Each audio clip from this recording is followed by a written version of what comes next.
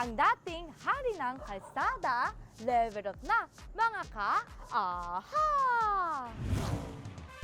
Nanggaling sa mga dating US military jeep na naiwan pagkatapos ng World War II, ang mga kinikilala nating hari ng kalsada ngayon, ang Beep Beep Jeepney. Siyempre, after the war, parang kailangan na ng mode of transportation.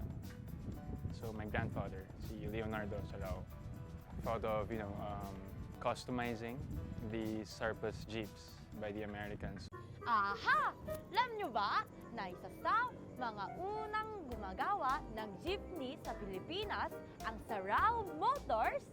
Custom build ang mga jeepney dito! 50 years nang gumagawa ng jeepney ang Sarao Motors. Nagsisimula ang paggawa nito sa chassis. Ito ang pinaka-skeleton ng isang jeep. Mula sa chassis, unti-unting ginagawa ang mismong katawan ng jeep. Pagkabuo sa katawan, saka ikakabit ng lahat ng mechanical functions ng jeepney. Sunod na dyan ang finishing. Nilalagyan na to ng iba pang mga detalye. Parang madali lang, di ba? Pero alam niyo ba na kadalasang inaabot ng 2 buwan ang pagbuo ng isang jeepney? At eto, sumasabay na rin sa makabagong panahon ng hari ng kalsada.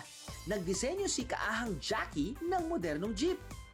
So the prototype one is actually my thesis for the LaSalle School for my industrial design course. Mas mataas ang prototype 1 kaysa sa karaniwang jeep. Sinadya ito para kaya-kaya raw ng jeep na lumusong sa mga binabahang kalsada. At sa halip na nasa likod ng pinto, matatagpuan sa gilid ang pasukan ng jeep. O ha? Aircon na rin to. Pwede rin ito i-customize! Idol nyo ba ang Transformers? Yes, may sariling bersyon ang mga Batanggenyo niyan.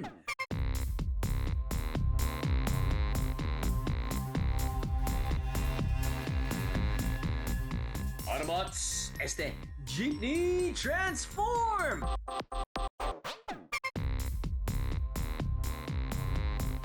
Ala astig di ba? Meron namang hari ng kalsada na dekurente! Aha! Amazing! Hindi ba?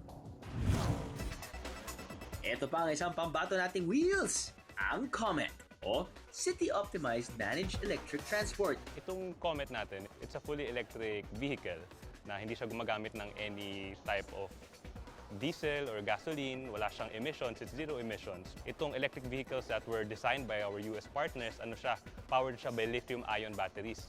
Ito yung parehas na battery na ginagamit natin sa ating cellphones, sa ating mga laptops.